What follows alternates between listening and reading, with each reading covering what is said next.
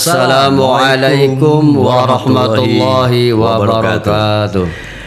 Alhamdulillah brothers, kembali kita berjumpa di lembar acara Kurma Kupasan Risalah Ramadan. Dan tentu seperti biasa, saya Sam Sumantri juga bersama Usman Ibnu Amir dengan Bapak Usman Ibnu Amir. Terima kasih, kita kembali bertemu. Alhamdulillah. Dan sepertinya kalau dari saya pribadi mau curhat nih, aku punya masa lalu. Masa laluku tuh begitu menyakitkan. Aduh, menyakitkan itu sehingga aku sakit terus. Sakitnya di mana? Di sini nih. Gue basa-basi banget perasaan. Gini loh Pak Usman, ini barangkali di antara breakers ya tengah merasakan apa yang saya sampaikan, atau barangkali udah lupa sama sekali. Ya, namanya sebuah problema yang kadang-kadang kita menghadapi situasi seperti itu, kita simpan, kita pendam gitu ya. Entah itu persoalan dari percintaan ya, persoalan dari persahabatan, atau hal-hal yang lain kan gitu. Contoh kecil deh, dulu ayah pernah ngerasain seperti itu. Yang namanya kita lagi senang-senangnya enggak, waduh, tiba-tiba di luar dugaan, yang membuat aku sakit hati. Tapi dari situ berdampaknya adalah ada kadang-kadang keselnya gitu kan ya, yang sehingga kadang-kadang kita berdoa nih, mudah-mudahan dapat jodoh nggak seperti gue. Kan kayak gitu ya, lebih jelek lebih ini kan kayak gitu ya kan. Jelek banget dah gue. Terus itu sampai berlangsung lama, yang sehingga akhirnya kita menyerah sendiri, tapi kita akhirnya tidak ada apa nih namanya, katakanlah gini, untuk pertemuan-pertemuan atau saling memaafkan, tidak ada seperti itu.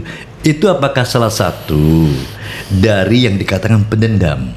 Baik, terima kasih. Gimana kabarnya nih? Alhamdulillah. Alhamdulillah ya, kayaknya. Alhamdulillah. Cerah ya. Curhatnya semangat ya. Semangat. Udah gitu dalam lagi. Nah, berarti nggak dendam. Oh, nggak dendam. Kalau curhat semangat berarti nggak dendam. Perasaan sakit hati ya.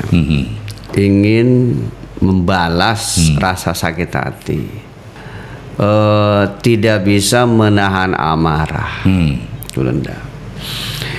Jadi manusia itu sebetulnya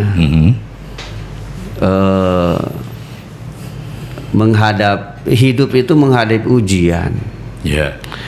Ujian itu ada dua.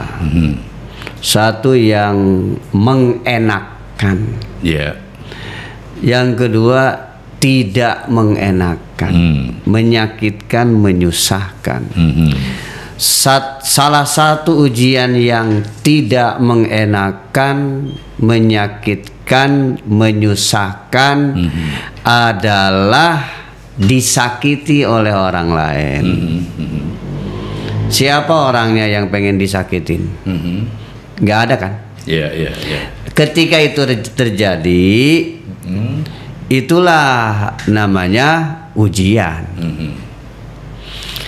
Nah, karena ini sifatnya ujian, agama memberikan tuntunan. Tuntunannya apa? Kalau lihat surat Asy-Syura ayat 40, Allah berfirman, wa jazaa'u sayyi'atu misluha. Balasan kejelekan dibalas dengan kejelekan yang setimpal. Sakit hati dibalas dengan sakit hati. Nyawa dibalas dengan nyawa. Itu namanya balasan. Faman afa wa aslaha. Nah, ada dua tingkatan yang kedua. Faman afa, kalau memaafkan. Nah, yang kedua kan memaafkan. Wa aslaha, dan melakukan perbaikan. Fa innahu 'ala Allah, fa ajruhu 'ala Allah. Pahalanya nanti Allah. Innahu la yuhibbuz zalimin. Sesungguhnya Allah tidak senang dengan orang-orang yang berbuat zalim. Jadi Mas Sam, di dalam surah Asy-Syura ada dua ini ya, jangan salah sebut. Ada Asy-Syura, ada Asy-Syu'ara. Ini Asy-Syura ayat 40. Ada tingkatannya adil, kemudian mulia. Yang ketiganya zolim. Adil, nah tadi ini kasusnya sebetulnya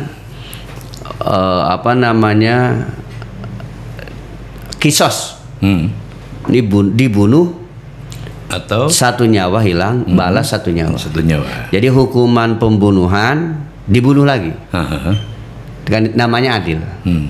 Ini kalau dikiaskan dengan yang kasus tadi yang menimpa Mas Heri, disakiti, nyakitin lagi. Gitu. Kemudian itu yang adil ya. Ada tingkatan yang istimewa, mulia. Maafin dan perbaiki. Ada yang zalim, satu kejahatan dibalas dua kejahatan. Nyakitinnya sih bobotnya umpama hanya setengah kilo, nyakitin, tapi dibalasnya sampai 2 kilo lebih. Waduh, berarti lebih banget ya. Gitu ya, itu namanya zalim. Jadi membalas kejahatan melebihi kejahatan yang menimpa. Dipukulnya 1 kali, dia mukul 5 kali. Nah, itu zalim namanya. Kemudian di surah Ali Imran justru kita dituntut ya, dituntut, diperintahkan. Kita ini, pertanyaannya ke kita ya, kita ini orang bertakwa bukan? Nah, Kak Hairi itu kan ngomongnya iya. Nah, kalau memang iya, jangan ngaku doang. Orang bertakwa itu ada tanda. Di antaranya adalah dalam surah Al-Imran disebutkan wal kadziminal ghaidha, tahan emosi, tahan amarah. Salah satunya maafin. Gitu, maafin. Nah, saya baca Quraisy Shihab ini gini kalimatnya. Contoh gambaran ilustrasinya. Apa perbedaan tip X dan ganti lembaran baru? Perbedaannya gitu ya. Kalau pakai tip X itu kan menghapus, nutup. Ya. Kalau lembaran baru, mengganti lembaran baru. Hilang semua. Nah, gitu. Jadi kalau kalau kita baru sekedar sekedar bisa nahan doang, tapi kadang-kadang kita punya bahasanya ngunek-ngunek ya, ngunek-ngunek, ngedendam. Itu ibarat tulisan baru ditutup, beri tip X, ya. Kan tulisannya tetap ada ya, cuma ditutup masih aja kelihatan gitu. Coba kalau diterawang kelihatan kan ya, aslinya gitu. Nah, yang dituntut bukan di tip X gitu. Diganti lembaran baru. Itu namanya wal afina anin nas, dimaafkan kesalahan manusia. Nah, ada tingkatan yang lebih hebat lagi. Apa tingkatan yang lebih hebat lagi? Yang nyakitin kita balas dengan kebaikan. Air tuba dibalas dengan air susu.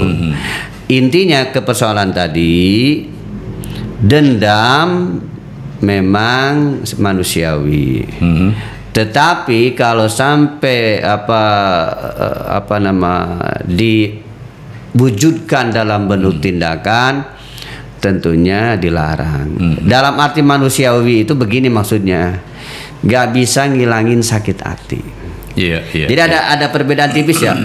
Kalau nggak bisa ngilangin rasa sakit hati, nama juga manusia ya sakit hati. Juga manusia. Ya. Kan bisa dimaklumin. Ya itu sakit hatinya masih kerasa. Cuman yang disebut dendamnya saat ini masih ada di dalam sakit hati masih kerasa gitu, nyes sakit hati. Nah, ada keinginan kayak pengen ngebalas keinginan. Nah, keinginan ingin membalas kejahatan orang lain itu pengertian dendam. Dan itu yang dilarang. Nah, gitu. Apalagi kalau sampai terwujud keinginan itu. Barangkali itu Mas Heri yang ingin. Ya, berarti kita memang harus bisa menekan ya. Iya.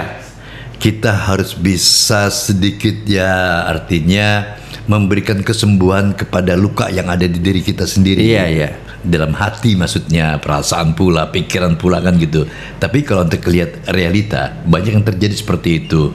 Karena kalau dari pemberitaan segala macam, apalagi kasus-kasus masalah harta warisan segala macam dan lain-lain. Nah, Pak Usman, untuk membentuk pribadi yang dia mampu untuk mengolah rasa seperti itu, ada sesuatu yang mungkin Pak Usman memberikan kepada Brightes. Baik, membentuk karakter pemaaf, pribadi pemaaf. Salah satu solusinya, resepnya, tipsnya adalah mencontoh Allah yang Maha Pemaaf. Di antaranya Asmaul Husna kan 9. Di antaranya namanya Al-Afu. Al-Afu, Allah yang Maha menghapus kesalahan. Dan ini sering dibaca kalau di kampung-kampung, di masjid-masjid, di musola, kalau taraweh ada bacaan doa. Allahumma innaka afuwun karim tuhibbul afwa fa'fu anna. Allahumma ya Allah, innaka sesungguhnya engkau afu, Maha menghapus kesalahan, Karim, Maha mulia, Tuhibbul afwa, Allah senang, suka, cinta dengan kemaafan. Fa'fu, maafkan, hapus kesalahan kami ya Allah. Anna ya Karim, ya Allah yang Maha mulia. Konteksnya begini tadi, membentuk pribadi dendam. Belajar memahami Asmaul Husna, satu, percaya bahwa Allah memiliki nama dan sifat yang indah, namanya juga Husna. Yang kedua, setelah percaya, memahami. Contoh Al-Afu itu artinya Allah Maha Pemaaf. Maksudnya apa? Dipahami berserta dalil. Yang ketiga, efek positif ke kita ya. Kita yakin bahwa Allah Maha Pemaaf, menghapus kesalahan. Efeknya ke kita apa? Jadi orang yang optimis, tidak pesimis karena telah melakukan banyak dosa. Ini dosa saya seabrek-abrek, dimaafin nggak ya? Setinggi gunung, seabrek-abrek setinggi gunung ya. Nah, ingat Allah Al-Afu. Dimaafin apa enggak? Pasti dimaafin. Itu namanya efek positif, membentuk pribadi yang selalu berharap, berprasangka baik kepada Allah. Nah, yang keempat nih, yang terakhir nih. Ada kaidah hadis Nabi mengatakan takhallaqu bi akhlaqillah. Berakhlaklah dengan akhlak Allah. Artinya gini, sifat-sifat Allah dicontoh sebatas kadar manusia. Sampai di mana nih kita bisa mencontoh Allah itu? Sifat Allah itu ya. Nah, salah satunya itu Allah kan Maha maafin. Gimana coba kalau nggak dibayangin Allah Maha maafin? Maaf ya, kalau cerita sahabat Nabi, kan sahabat Nabi sebahagian besar ya, awalnya kan kafir, nyembah patung, bahkan ada yang riwayat sampai membunuh anak perempuan. Itu kan dosa. Minuman keras, berzina, berjudi segala macam kan dilakukan. Tingkatan dosanya kan nyembah patung. Tapi begitu masuk Islam, syahadat, itu dosa yang pernah dilakukan hapus. Dan hebatnya lagi, karena masuk Islamnya dengan totalitas, berimannya totalitas, dalam arti jiwa raga muslim. Muslim itu apa sih? Pasrah. Pasrah diri. Apapun yang Allah mau, udah saya pasrah. Allah mau bagaimanapun saya terima. Sami'na wa ata'na, kami dengar, kami taat, kami taat. Akhirnya ada 10 orang sahabat yang dijamin masuk surga. Yang asalnya 10 seorang sahabat ini backgroundnya, latar belakangnya adalah kafir. Nah, dari sini ternyata Allah memaafkan luar biasa. Gak kebayang kepikiran kita. Kita dituntut jadi manusia apa? Pemaaf. Jadi kita menjadi manusia pemaaf semata-mata apa? Karena meniru, mencontoh Allah yang maha pemaaf. Sehebat apapun kesalahan manusia, nah gitu, kita bisa ngemaafin. Alhamdulillah, Pak Usman.